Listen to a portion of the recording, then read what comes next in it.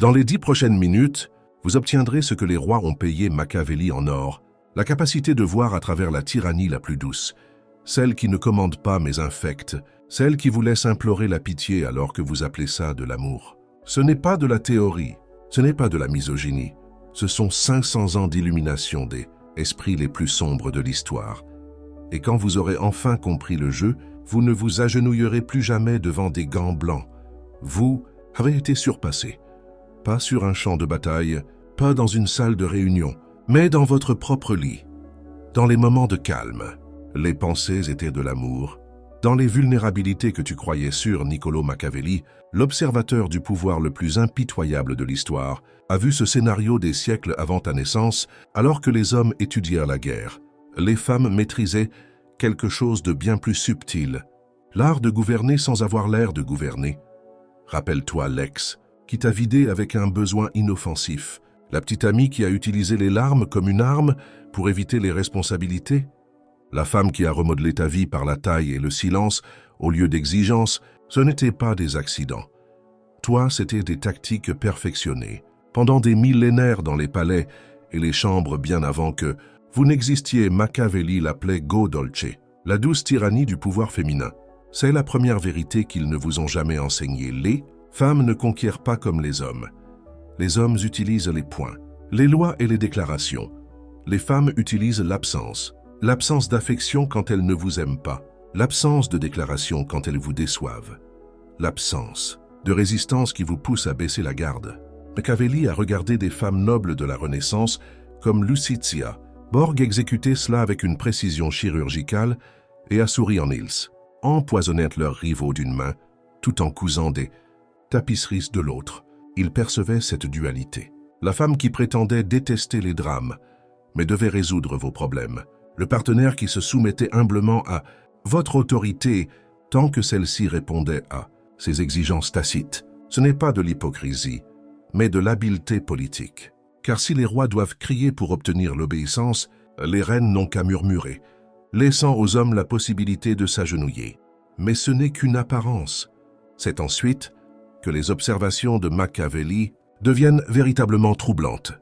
Pour le doux tyran, elle ne veut pas seulement votre obéissance, elle a aussi besoin que vous savouriez sa dévotion. Machiavelli a écrit un jour « Le prince sage apprend à voir le nœud coulant avant de sentir la corde. » Et pourtant, combien d'hommes ne voient le nœud coulant que lorsqu'il est déjà autour de leur cou? Ils ne vous ont jamais tendu une embuscade à la pointe de l'épée. Ils vous ont attiré par leur chaleur, leur vulnérabilité et le mensonge enivrant que vous aviez le contrôle. Pensez-y. Lorsqu'un roi exige la loyauté, il exige des serments. Lorsqu'une femme exige la loyauté, elle crée une dépendance, tout comme elle a oublié son portefeuille lors d'un rendez-vous. Metamazei, on les conditionne à prendre soin de vous. Les maux de tête qui vous assaillaient toujours lorsque vous aviez besoin de passion. On les entraîne à réduire vos attentes, les crises que vous seuls pouviez résoudre.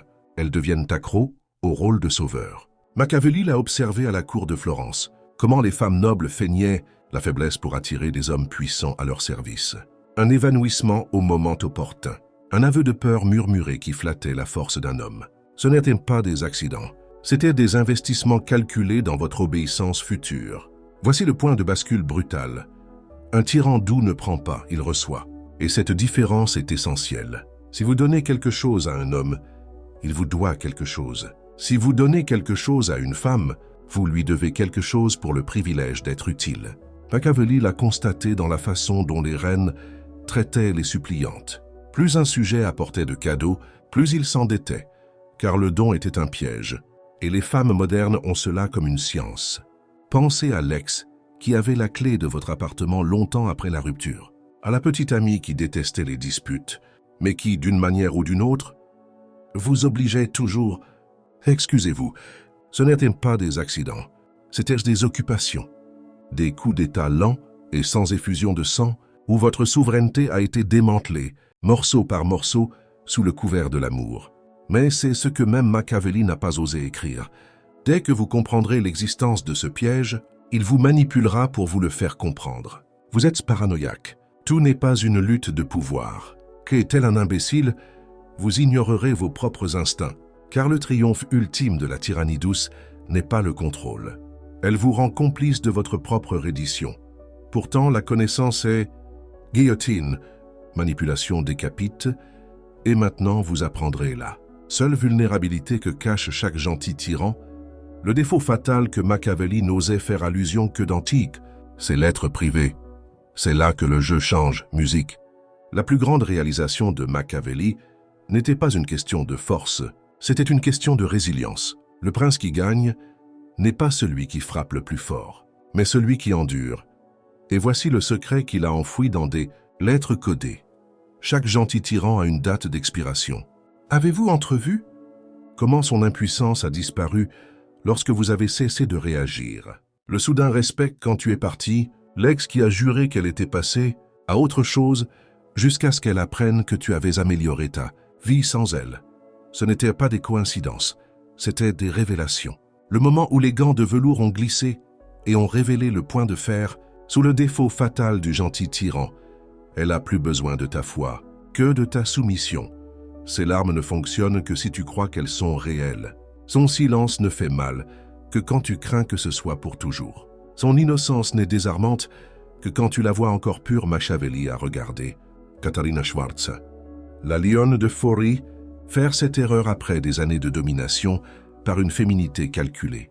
Dès que ses ennemis ont cessé de croire à sa fragilité, son pouvoir s'est effondré du jour au lendemain. Car la douce tyrannie n'est pas de la domination, mais du théâtre. Et comme tout spectacle, elle s'effondre lorsque le public cesse d'applaudir. C'est pourquoi les femmes punissent l'indifférence plus que la trahison. C'est pourquoi elles tolèrent un méchant, mais détestent un fantôme. La douce tyrannie peut contrôler votre colère. Cela signifie que vous vous souciez toujours d'elle, mais votre apathie est la kryptonite de tout son régime. Pourtant, il y a une dernière couche que même Machiavelli n'a pas osé coucher sur le papier.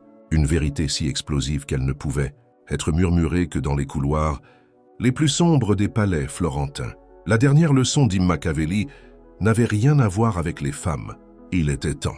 Le plus grand pouvoir au monde ne réside ni dans la force, ni dans la stratégie, ni dans la tromperie. C'est la certitude tranquille d'un homme qui sait que sa valeur ne se détermine pas par des votes, des négociations ou des dérogations. Le régime du doux tyran repose entièrement sur votre conviction que sa cour est le seul royaume qui compte. Que se passe-t-il lorsqu'on cesse d'être un sujet pour devenir un souverain? Le contre-coup commence par le silence. Pas par silence de colère ou de stratégie, mais silence d'insignifiance. Quand vous cessez vraiment de réagir, quand ses larmes ne vous inquiètent plus, quand son indifférence ne vous terrifie plus, vous ne lui retirez pas son pouvoir. Vous révélez qu'il ne lui appartenait pas. Machiavelli a vu des rois commettre cette erreur fatale. Ils s'enflammèrent contre la trahison alors qu'ils auraient dû bâiller. Un prince qui s'ennuie est plus terrifiant qu'un prince en colère, car la colère accomplit toujours quelque chose. L'apathie utilisée comme arme, le summum de la diplomatie.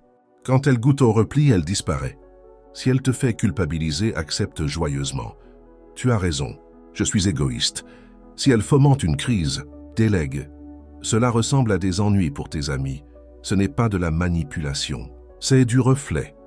Le gentil tyran survit grâce au travail émotionnel volé, l'instar du régime. Le charme est rompu quand tu arrêtes de chanter. L'idée la plus dangereuse de Machiavelli n'était pas dans le prince, c'était dans une lettre brûlée. Un diplomate en disgrâce. Le moment où tu réalises que tu n'as jamais été le prisonnier mais le geôlier. Les murs se dissolvent, chaque seconde que tu passes à les analyser. Il y a un instant où tu crois encore qu'elle détient la clé de ta valeur. En vérité, elle ne l'a jamais fait. La salle d'audience où tu as imploré ta reconnaissance est vide. Le siège du juge est poussiéreux.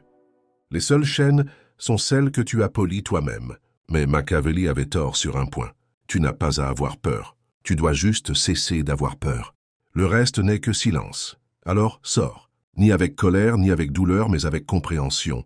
Tel un prince qui réalise, enfin que les paysans qui se sont inclinés devant lui n'étaient que des épouvantails depuis le début. Le trône t'a toujours appartenu. La tragédie s'est agenouillée devant.